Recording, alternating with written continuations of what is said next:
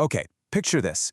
It's the early hours of the morning, out in the vast, empty expanse of the Indian Ocean, and an Iranian warship just vanishes. One moment it's sailing home, the next it's gone, swallowed by the sea. Now, this wasn't some tragic accident. This was a deliberate, calculated act of war that has sent massive shockwaves across the entire globe. And who is responsible? Well, that wasn't a mystery for long. Within hours, the United States government confirmed it with this incredibly blunt statement from the Defense Secretary, Pete Hegseth. This wasn't just admitting it. This was a declaration, a message that the old rules of engagement have completely changed and that no stretch of ocean is safe anymore. The when and the where here are just crucial. We're talking March 4th, 2026, in the Indian Ocean. And why is that so significant? Because it's hundreds and hundreds of miles away from the Persian Gulf, which is where this whole conflict between the US and Iran has been focused. This one single strike has just dramatically widened the entire battlefield.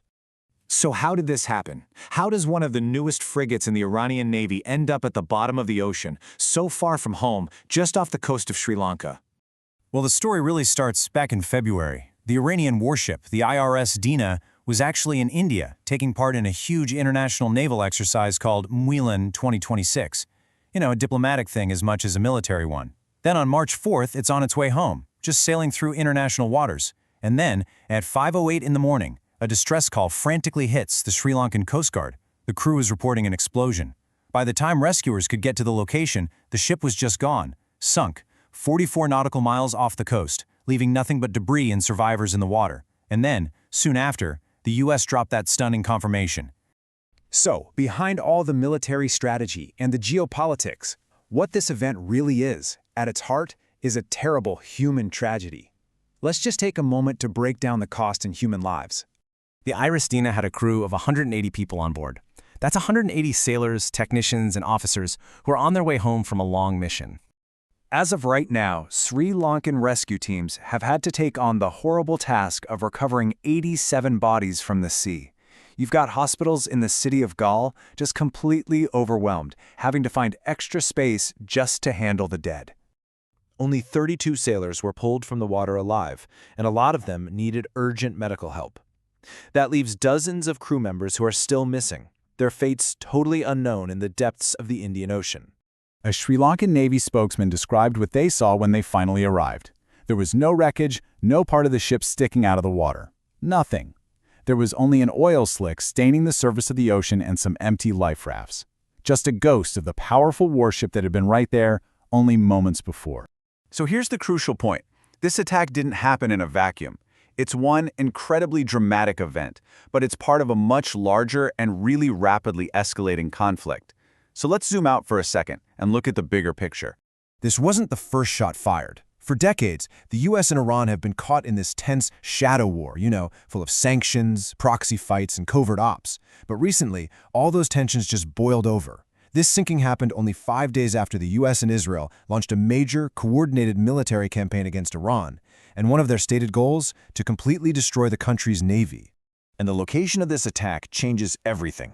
The Indian Ocean isn't just a big body of water. It's the world's commercial superhighway. It's what connects the massive economies of Asia with the Middle East and Europe. By striking a ship here, the U.S. wasn't just sinking a vessel. It was sending a message that its military reach is global, and that this war is not going to be contained to the Persian Gulf.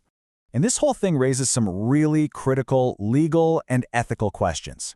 As former Pentagon targeting expert Wes Bryant pointed out, the IRS Dana was just coming home from a naval exercise. Was it an imminent threat to anybody? You can't really say it was. So, by targeting it, are the US and its allies basically declaring that Iran's entire military is a legitimate target anywhere in the world at any time? That is a really dangerous precedent to set under the international laws of war. So how does a modern, powerful warship get ambushed so effectively? Well, the answer lies in the silent, invisible technology that is constantly stalking the world's oceans. The absolute key here is submarine stealth. Modern American submarines are some of the most sophisticated machines ever built by humans. Their hulls are covered in these special tiles that basically absorb sonar pings, turning them into acoustic black holes. You combine that with ultra-quiet propulsion systems, and they can hunt their prey for days without ever being detected. The Iranian warship, even with its own advanced sensors, was almost certainly being shadowed by a ghost it couldn't see or hear. And the attack itself? It's brutally efficient. First, the sub just tracks its target. Once it's in the perfect position, it fires a torpedo, which is basically a self-propelled underwater missile. But the crucial part is the impact. A torpedo doesn't just punch a hole in the ship. It's designed to explode underneath the hull. This creates this enormous gas bubble that literally lifts the ship up and breaks its keel, its spine. It causes catastrophic flooding and often splits the whole ship in two. And then, in a move that just highlights the psychological part of this war, the Pentagon did something they almost never do. They released the footage. A grainy black-and-white video, supposedly from the submarine's periscope, showing the exact moment of impact. See, this wasn't just a military strike. It was strategic communication. It was a public execution designed for Iran and the entire world to see. It was meant to demonstrate their capability and a really chilling resolve. Now, an event this huge immediately sets off a cascade of political and economic consequences that just ripple out across the entire planet. Right away, two completely different stories emerged. The U.S. is framing this as a historic military achievement, the first enemy ship sunk by an American torpedo since World War II, a clear demonstration that they are, in their words, fighting to win. But Iran, speaking through back channels, is telling a different story, that the ship's defenses were somehow taken out by electromagnetic means before the torpedo even hit, suggesting a much more complex, high-tech attack. And the world reacted fast. Sri Lanka suddenly found itself in the middle of a humanitarian crisis and is, you can imagine, deeply concerned about security in its own waters. India, which had just hosted the Iranian, was put in an incredibly awkward diplomatic spot. Farther away, you have Turkey intercepting a different Iranian missile and calling for everyone to calm down, while legal experts all over the world started fiercely debating the legality of the strike itself. And here's why this matters to you, to me, to everyone. The bigger conflict has already brought shipping through the Strait of Hormuz to a standstill. That's a critical artery for the world's oil and gas.